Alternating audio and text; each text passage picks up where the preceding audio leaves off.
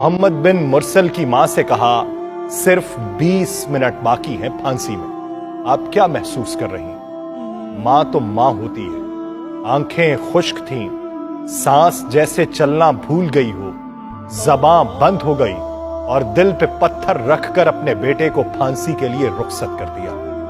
क्या मंजर था। और मोहम्मद बिन मुरसल को फांसी दे दी गई। 20 सितंबर 2023 को नजरान में नौजवान मोहम्मद बिन मुरसल सऊदी अरब के शहर नजरान के रहने वाले थे। मामूली सी तलखी के बायस उनके हाथ से उनके एक कजन का कत्ल हुआ। उनको जेल हो गई। जेल में कुछ अरसा गुजारने के बाद अदालत ने कसास में उनकी गर्दन उड़ाने का हुक्म सुना दिया।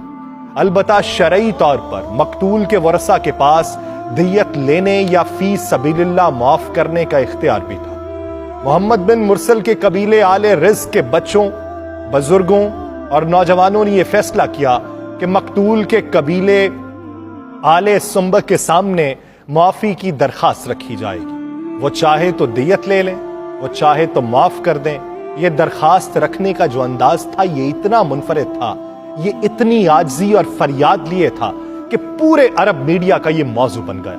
मोहम्मद बिन मुरसल के कबीले के छोटे बड़े बुजुर्ग बच्चे सब मकतूल के दरवाजे पे पहुंच गए। मकतूल के वरसा को बुलाया गया।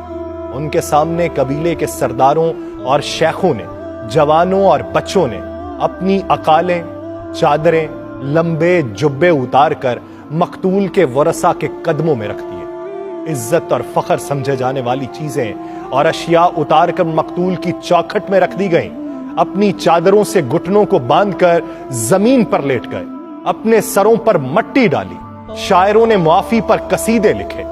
मकतूल के नन्हे बच्चे ने यूं मुआफी की इस्तदा की कि जिगर कट जाए और जितनी चाहे दियत की पेशकश की गई। पूरा सऊदी अरब बोल पड़ा कि माफ किया जाना चाहिए। शरीयत ने दियत और माफी का ऑप्शन भी तो रखा है, लेकिन मकतूल के वरसा ने ना तो माफ किया और ना ही दियत लेने पर राजी हुए। चुनाचे आज से कुछ दिन पहले 20 सितंबर को नौजवान मोहम्मद बिन मुरसल की गर्दन कसास में उड़ा दी गई।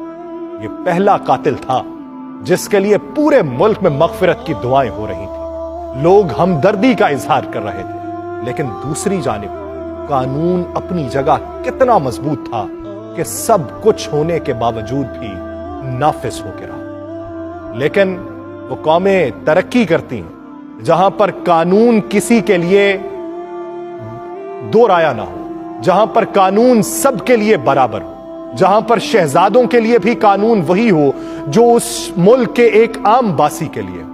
तो वो कौमें तरक्की करती हैं, तो तरक्की करने के लिए कानून को नाफिज करना पड़ता है, तफरीक को खत्म करना पड़ता है। जब तफरीक खत्म नहीं होगी तब कोई कौम आगे नहीं बढ़ सकती, तब रेवड़ कौम में तब्दील नहीं हो सकता। वो हुजूम तो बने रह सकते हैं, कौम बनने में वक्त लगता है।